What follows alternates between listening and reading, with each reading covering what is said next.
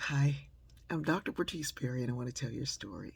A few days ago, I shared a story that evoked a lot of stories from others. But story does that. We are neurologically wired and socially wired to connect through story. You hear a story, your mind automatically goes to the story that you know that pulls from you the thing that connects you to that person. So we're wired for all that stuff, and it's pretty cool. Well, I shared the story about getting my ears pierced after I passed my comprehensive exams, and then I pierced the other ear a year later when I defended my dissertation. So it had so much meaning for me, and it was a story that really pulled up this whole idea of earning the right to be yourself. Well, the story evoked from my own daughter her ear piercing story. And she was telling me the story, and she said, "You don't really remember what happened, do you?" And I was like, "Well, I mean, you got your ears pierced." So she said, "No, you told me the whole sailor sailing around the world story, and you gave me the choice to wait until high school or wait until I graduated college or grad school." And she said, and I was like, "What is grad school and why would I want to do that?" So she said, "I want to get them pierced after high school." So I was like, "Well, okay, fine." But we waited. So she was excited to get her ears pierced on graduation day. And we had set up an appointment at this place that was like a really nice boutique makeup, ear piercing, da da da da da. She was going to get the whole thing done. So she said, "Do you remember we went in there and the woman, you'd made the appointment and you walked in and you said your name and the woman was like, 'Oh, that's you?'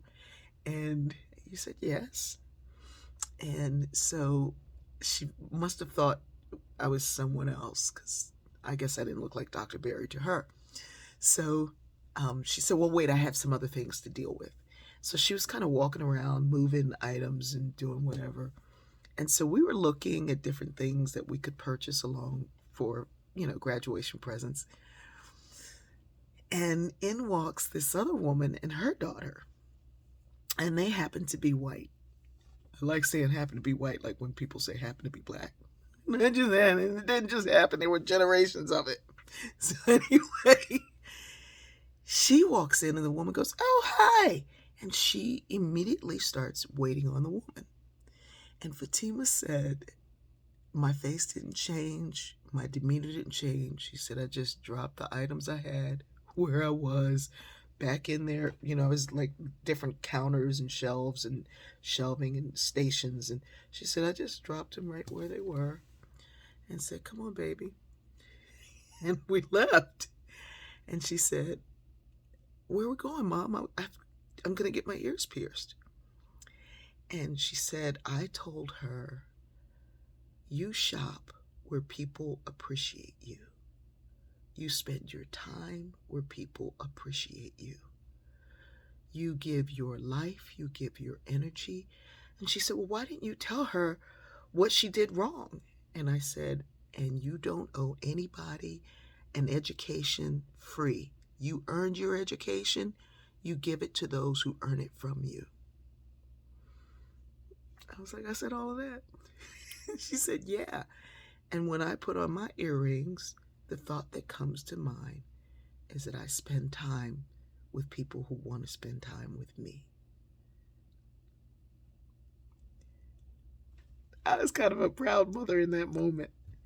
And I was also very grateful that she took that much from it, that she remembered it, that those that ear piercing